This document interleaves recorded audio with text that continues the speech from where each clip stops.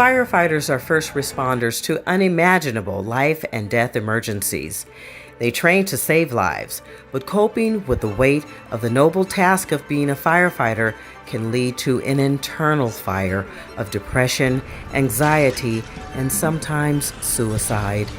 Who will answer the call for the firefighter as they try to find ways to cope with post-traumatic stress injury?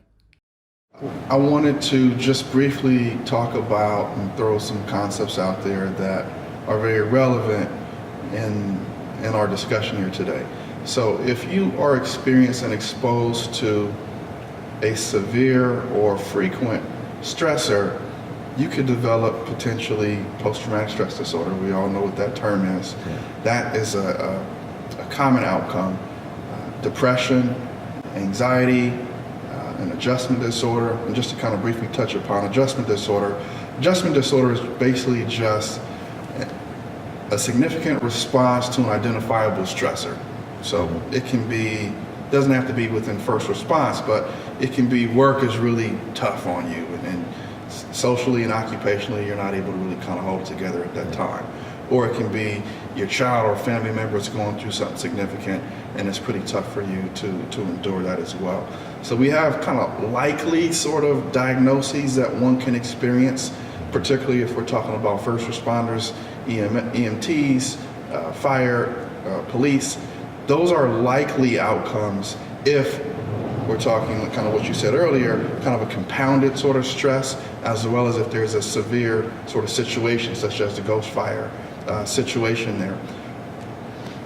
In your experience with all the years you guys have in fire, what would you say are like the most common ones that you've seen, and in what ways would you say that they've manifested themselves to where maybe you've noticed it in other people, whether it was your colleagues or people under you? I think there's two particular: child death and senior death. Because many of our members have young children, and at the incident may resemble the incident in their family, or many of us have parents who are either sick or just passed away. And a lot of times you may not notice it, but then when you go on that call and you see it right then, it triggers emotions of your own experiences. And those are probably the most difficult ones I've seen, even for myself or my other crew members' experience, because they had just either gone through that or are currently going through those same situations. And Sure. Do you guys agree or disagree with that? I think I agree, and I think the challenge when I was young, the looking at guys that were older, I didn't understand why, with the children, because I was 18 years old. So for me, I was still a kid, basically. I was entrusted with a lot of trust at a young age, but I think the empathy of relating to somebody who has a child, who is a parent in the department, I didn't have that emotional intelligence at that age, to have the empathy of, wow, what would that be like, So I think if we can go through that lens of whatever the call is, because all these calls at the end of the day are not good. That's why we're there, to look at it with that the empathetic view of what is it like for that person, because what might be for Sean is not for me. Exactly. What may be for Dan is not for me, and you may go to Ghost Ship Fire and it might not bother you. You may have something 6 months down the road and something comes up and it does that. For me, I had a call where it was a suicide call. Not a lot of first responders go on suicides. We just don't have a ton in America, even though the numbers are high compared to other accidents and other sorts of traumas. It's still one of those calls that not everybody sees in a 30-year career. So here I was in my late 20s, and that call messed me up. It really messed me up, and there wasn't the support system at the time. The culture wasn't there at the time. The things that Sean and Dan both have in place in their departments at the time.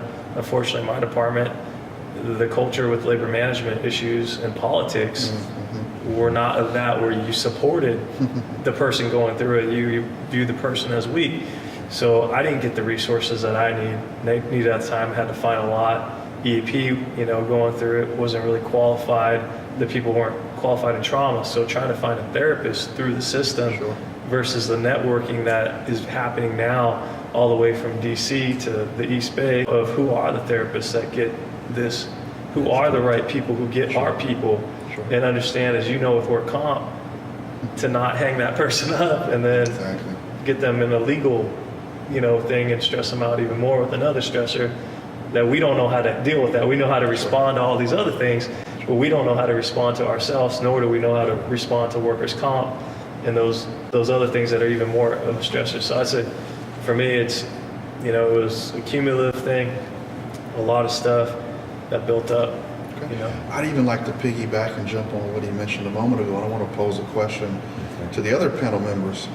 I want to ask, if looking back on your career, what would you say is the call or the situation that stands out most?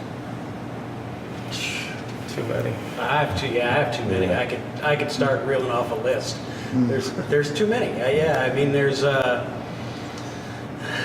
one from the early 1990s where a guy got shot with a shotgun in the chest at point blank range, right in front of the firehouse with our roll-up doors open on a warm summer night, and his 4-year-old son standing there watching the whole thing while we tried to do CPR on this guy and save his life. There's that one. There's the one where the vehicle drove through the fence into the preschool and was crushing a bunch of toddlers. There's so many.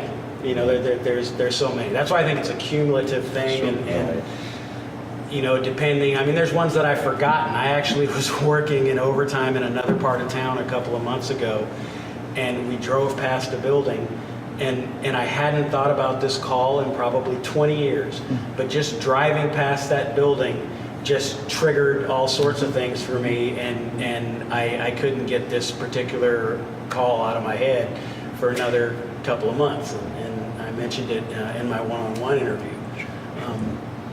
So I think there's a lot, and over the course of your career, it adds up, and I can definitely see, looking back, yes, they triggered depression, they triggered anxiety, it caused problems in terms of relationships, womanizing, all that, and that was all a manifestation of me not dealing with this stuff in a healthy manner. And I agree. And for myself, it varied. In the beginning, in the early 90s, the drug epidemic, in the Bay Area was strong. So seeing young men who resembled me dying on a regular basis and going to their incidences, working on them, had its impact. Then, it started to go into fires, and I had a Christmas Eve fire when a grandmother and her 5 kids all perished in that fire. And we did a really good job extinguishing the fire, but it didn't matter because they were gone before we got there. So what we thought was a good incident turned out to be a tragic one for those who knew the family. So things like that, car accidents, surf rescue type incidences. And over the years, one by one, it didn't matter. But I remember one day we went to, I mentioned about the Christmas Eve, but also before that we had 3 young men in a police chase who wrecked their car, who died. Another person who had died in a truck accident. I had 2 babies within a 6-month period who had all died. And the stress unit came and said, "We want to talk to you." We're like, "We're fine." Like, "Okay, you want to have some coffee?" We're like, "Sure, have some coffee." Just started talking to us. Unknowingly, what he was doing was making us actually engage. And by the end of the conversation, 2 members of my thing was like, "Wow," and they, one guy broke down because, he had kids. And I looked around and realized we had seen all this and nobody talked about it on our crew. And nobody wanted to acknowledge it. And we didn't realize how bad it was until we all began to speak about it. And that was like a turning point for me early on. I had like 6 years in my career, but I was like, wow, I did not realize how much it affected me. So, I think how it is that we just sort of forget about it. Sure. I want to just briefly talk about resources. And so certainly if we're discussing today and having dialogue around all these incidents and just different issues that can happen in the life of a first responder, what are the resources that are out there? And I want to ask one of you to briefly talk about peer support specialists, because this is kind of a newer sort of concept where You can take someone like myself, who's a trained psychologist, off-site. You got to find me. You got to know kind of who the people are to work with. But a peer support specialist can be someone within your field who knows exactly what it's like to be a firefighter and knows the ins and outs of that, but is identified as someone who can provide some form or fashion of emotional assistance. So I'm curious if someone can kind of talk about how that might be helpful. Dan, would you share your incident? I think it's incredibly important. For the length of my career, we've had an employee assistance program where there's counseling available, and you can see a counselor confidentially, and no one has to know about it. You call an 800 number, and it's all good. Having used that before, that's hit or miss. You might get a counselor who has a clue of what you do, some more than others, or you might get a counselor who basically sits there and they can't believe what you're telling them, but they're not helping you. Right. Yes. And then you might find someone who has experience with first responders, and it makes a difference, and it can make a difference. But I think initially having the peer support program and having firefighters trained to help other firefighters is immensely beneficial. First on the recognition part, right? So I might not even know that I'm struggling or have an issue, but my fellow firefighter who works with me and who has had some level of training, he notices my mood change, or he notices my behavior change, or whatever. That's enough for him to maybe sit down and talk to me at a quiet moment in the firehouse when it's just us and bring something up. And maybe that's enough to get me steered and pointed in the right direction. Sure. Speaking the same language, being part of the same culture, I think it's really important. And in my opinion, the more firefighters that we can train with some level of behavioral health training to help recognize, get started, just to talk, to get things pointed in the right direction, I think it's been one of the biggest changes that's happened. So out of curiosity, in your respective departments, is there a list of providers that you guys can turn to where you know that they fit that qualification, that understanding of what it means to be a firefighter, and not the ones that are so surprised by your trauma that they're not being helpful? Is there a list of... Well, in San Francisco, we're actually taking the lead of Oakland. So our International Association of Firefighters has a peer resource program that they teach. We're bringing instructors down this October, and they'll be training 30 members to help our peer support unit in dealing with more of these cases. I think that's the entry level, the base level is help, and for most people it would be effective. Sure. You asked about other resources, so the California Professional Firefighters, they're now trying to get more resources that will help firefighters throughout the state. So they've been with the Assembly and our state Senate trying to find resources that way. Then we also have our International Association of Firefighters, who have a Center of Excellence over in Maryland, which is for the severe cases. So what we're finding out is that the peer resource is just the beginning, which will basically help most people if they're identified early and get on the right path. But we all know that it won't help everybody, so when it doesn't help everybody, we need to be able to have the resources on the state level and on the federal level to make sure that we save more people, careers, their lives, and their families. So I think it's important, as Dan mentioned, and so we're following their footsteps and getting that basic level in there now, and then hopefully we'll have more support across the board. I think one thing Sean mentioned that I think is important is, for us especially, it's more labor driven. It's driven by the labor groups. It's driven by the locals. It's driven by the California Professional Firefighters. It's driven by the International Association of Firefighters. It would be great if we could find more buy-in from our administration and from our cities to realize that aspect of treating behavioral health for firefighters is a big avenue, and they should invest in that and help to support that and keep that going, because that's just a good investment for them, for their people, to get their firefighters to have a productive 30-year career rather than a smaller career. What would be the reason why that wouldn't be supported by cities? It would seem like a no-brainer. Well, bureaucracies grind slowly, and it costs money. For us, we've had the class that Sean's talking about they're going to do in October. We did it here, and we were able to get maybe a little less than 24 of our people, because our department couldn't support the backfill.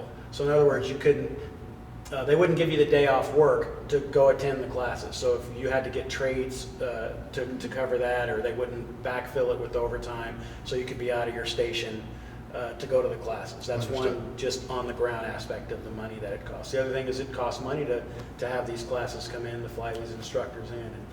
And, it's hard to get the administrations to come through. Sure. That's been our experience. My thought would be that anytime that you're looking at a job and how much time, money, and resources it takes to fill that position, you would think the retention of that individual is going to be very important, because the idea of training someone else to take that position is going to cost even more money, right? And especially from a fire or police perspective, where you got academies and you got all sort of different hoops that you have to jump through. So I'm hoping that that comes to fruition at some point.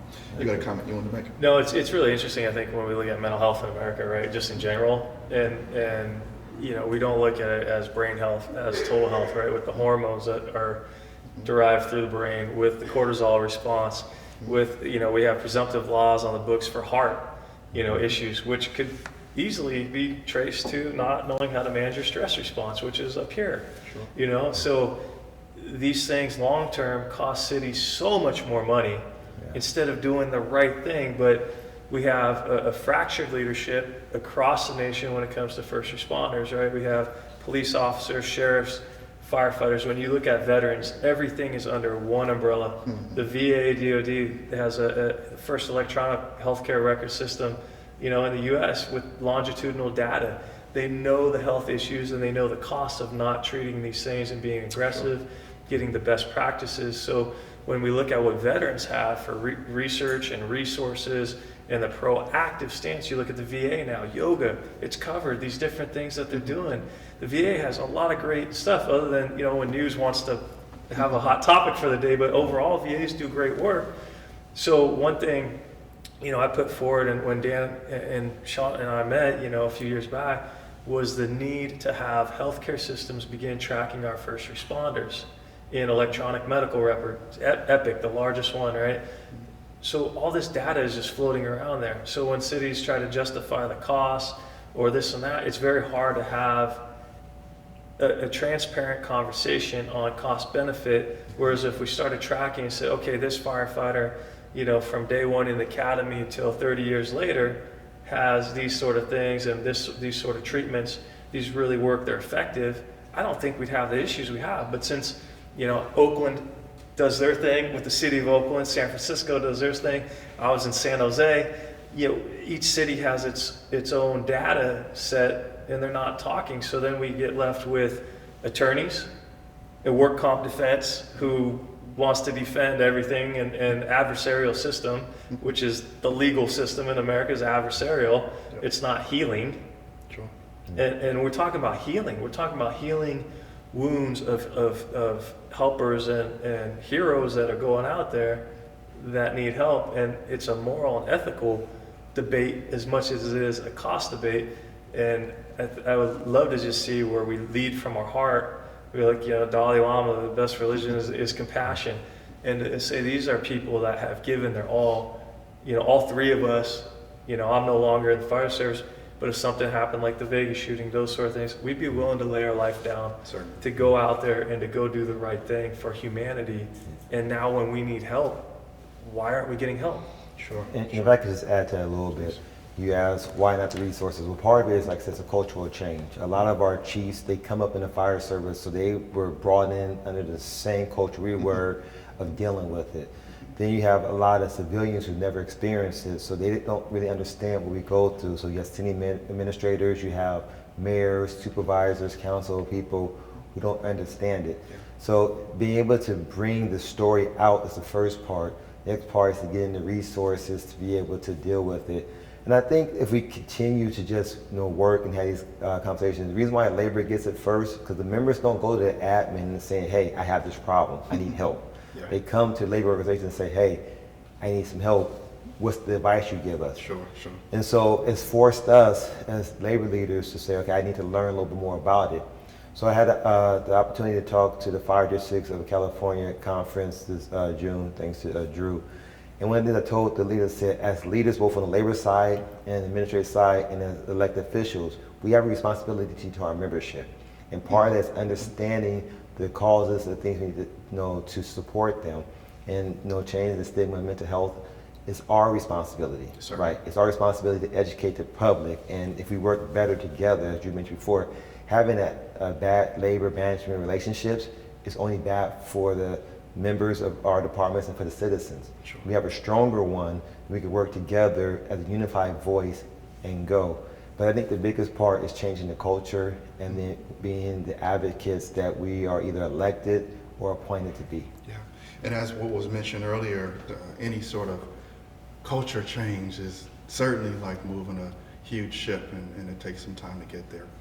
Fellas, I think we could kind of continue this conversation indefinitely. We could talk hours and hours. It seems like all of you are very passionate about this topic, and everyone seems invested in trying to turn that ship in the right direction. Just curious, are there any last words or any concept that we didn't cover today that seems important in terms of first response and mental health? I think one thing is so many first responders, whether a police officer, firefighter, and you, Dr. Outlaw, in your capacity, with the laws on the books right now, everybody's been advocating on this for years now to try to get this change in California, where a first responder gets coverage, whereas a veteran goes to the VA, they get care. A first responder can be denied care when they come and see, a therapist under work comp. And then we talk about the whole person, right? Financial, the cost of therapy, the cost of being off work if your claim's denied, you have mortgage still going on, you have kids you're trying to feed, soccer programs, trying to, keep your marriage intact. So it's very stressful. What is your advice for first responders to see a successful resolution and approval of their post-traumatic stress claim if there are other factors that the defense tries to dig up? How do you come out all right on the other side? That is a segment in and of itself, certainly, and I'll just respond briefly to it. First thing is making sure that you get a workers' comp attorney that really is advocating for you, right? So attorneys come in all shapes and sizes, just like psychologists come in all shapes and sizes and so forth. I've worked personally with some workers' comp attorneys that I feel are top notch, and they understand the system, they understand the nuances you alluded to a moment ago. Just if you happen to be stuck in that chasm of the QME, or the qualified medical examiner, determines that your case is less than 51% and therefore it gets denied, and you're in this waiting game, and it gets very complicated. So just briefly, without us taking an entire segment on it, I do think finding the right attorney and finding the right provider as well is important. So in my capacity, I serve many times in workers' compensation as the primary doctor. So I can advocate for someone to get chiropractic work, for them to get their ankle addressed, for them to get mental health services, and anything underneath the sun. And there's a dollar amount that's allocated and approved. As long as your case is approved, that can be used, and I don't want to make it too simplistic, but it can be used for different things. And so as long as you have a provider who understands that, you have an attorney who understands the system, you're going to be better off than you would be elsewhere. And we all started at some point in time, and I could even think back to when I first started doing workers' compensation cases. I thought I knew a lot, but I didn't. And so now I'm a much more seasoned provider, and that can be very helpful. That makes some sense. Thank you. Yeah. Any other topics that we didn't cover? Any other points that we didn't cover that you guys feel are important? If we're talking about first responders and mental health, we certainly talked about diagnosis. We certainly talked about resiliency. We certainly talked about just kind of some of the policy issues and the red tape that goes into it that can make things difficult. We talked about stigma. Is there anything else that we didn't talk about that seems relevant? I think the only thing I would want to add, though, is also educating families, family members, right? So they can be, many times, the best judge of personality changes or things. So providing them with information that they can actually use as well, too. So that means that's, again, another bigger subject and topic, but I think educating our family members of what we're going through and how they could be of help to us would be important as well. Sure. Yeah, And just to piggyback on that, I know we're getting close here, but imagine that your spouse, significant other, children, or whoever has a heightened or a greater understanding of the basic diagnoses and the basic symptoms that are associated with being a firefighter, policeman, or EMT. Imagine that they have a little bit more empathy and sympathy and understanding and insight around kind of the common sort of responses to it. Then chances are, I'm not suggesting that's going to eliminate everything, but chances are maybe you reduce the family sort of stuff going on, and they might be more understanding when an individual is shorter in patience or a little bit quicker to snap and understand that this might be work-related as opposed to it being personal to them. So I'm in full agreement that some level of literature and educating family would be a good start too. It's almost like a website. If there's just a website for that, or a link on the side of a website that just has family resources, certainly would be a good idea. That'd be helpful. Oh, great. Anything else you guys think would be relevant here? Or do we cover it? I think we did pretty good. Yes. Thank you for your time again as well. Sure. Thank you for the opportunity. Certainly. Last thing that I'll say just on camera before we end is I think it's important for us all to know about the resources, right? We touched upon many resources and just kind of touched upon one a moment ago. And information is key, making sure that you understand as much about the common disorders and common responses of first responders is an important first step. As I mentioned a moment ago, some level of there being a list of competent therapists that are local, that also are accepting new clients, because as we know, it can be someone who you know of, but the fact of the matter is that they may be completely full and they're not taking on new clients, so that doesn't help. All these things just around, and you talk a lot about it in terms of yoga and alternative sort of forms of treatment. All this is important, and if we don't have our fingertips on kind of what we might do or who we might turn to, we're kind of left to deal with it on our own. So I think resources is kind of yet another subtopic in and of itself that we can really kind of touch upon. That's a great point, though, and that brings me back to when I was going through therapy. Is fight like your life depends on it, because it does. So if your therapist gives you an assignment and you're off doing your work, it's work. It's work to get better. Do it. Do the work. For guys, brothers and sisters out there that are listening to this, family members, when we're in the fire academy, we study every day. We polish the boots. We do all of these things to get this career. And do the work to go back to the career before it's too late. Do the work while you're going through therapy. If you're transitioning out of the fire service or as a retiree, and you might have, I'm a young retiree, even though I've transitioned out, right? But I did the work to create the next success of health. To me, that success, it wasn't the money, it wasn't the career title, it was how do I just feel good in my body again? How do I feel at peace walking down a big crowded neighborhood? Success of it just being at peace with myself. And I did the work, and I said, all three of us, you included with your training, it's, do the work, make sure you don't take a shortcut. And real quick, because I know time is limited, but the biggest thing for some of our retirees is that transition from being a public servant to retirement. And I think having steps of preparing as well prior to retirement is important too, to let them know that these are some of the things you will experience when you're going from uniform life to civilian life. These are some of the things you are going to experience in the times when you're by yourself. So we can also get more education to members before they retire, and also in retirement if they need it. I think that's helpful as well too. So Sure. yeah. Well, I think we had a very fruitful discussion here today. I really appreciate each of your perspectives, both in terms of your personal stories as well as your professional ones. Like I mentioned before, we can have this conversation. We can go another 2-3 hours. This is something that we can talk about for many, many hours. but I'm glad that we were able to at least normalize the idea of mental health within first responders and the idea of providing some information that might be helpful for others. Of course, we're talking the greater Bay Area here, San Jose, San Francisco, and Oakland, but someone might be watching the show here today in another state or even in another country.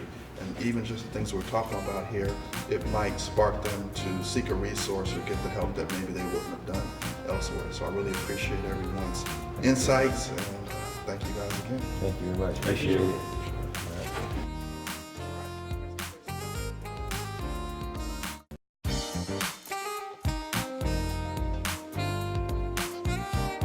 If you're in a crisis and need immediate attention, dial 911 or call the National Suicide Prevention Lifeline at 1-800-273-8255. Or call Safe Call Now, a 24-hour, 7-day-a-week first responder helpline at 1-206-459-3020.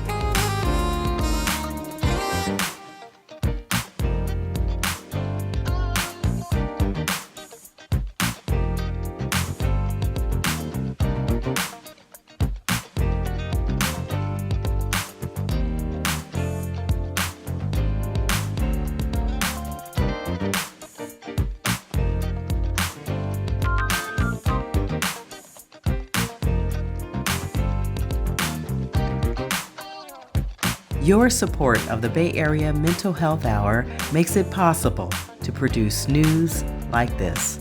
Thank you.